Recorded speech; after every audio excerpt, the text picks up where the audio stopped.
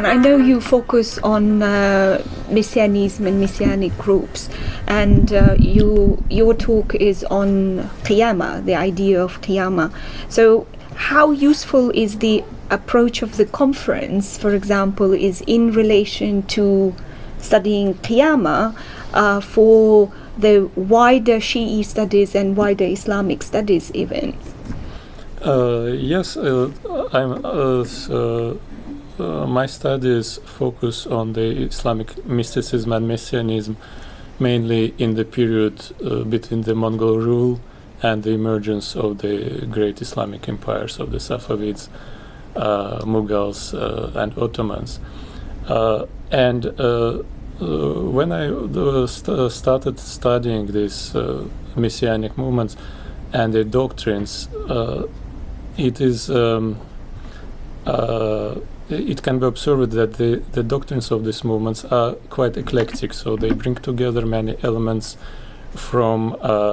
different doctrines of Islam, and it's very difficult to say whether they are Shi'i or Sunni or Sufi, because they combine the elements from a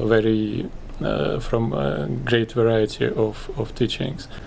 At the period immediately before the Mongol invasions, the most developed Messianic theories, the theories which related to the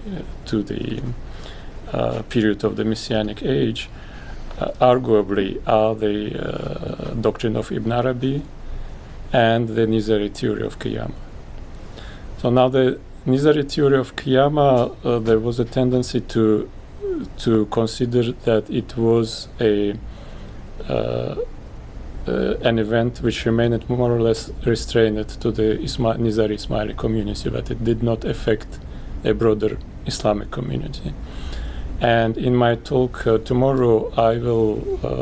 bring some arguments to question this point of view, because I think that the theory of Qiyama, with its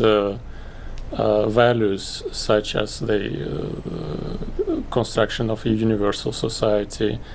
based on the universal truths, on the disclosure of the universal truths, was in line with the parallel research which was going on in many chains of Islamic thought at that time, and that altogether they probably contributed to the generation of these Messianic movements in the period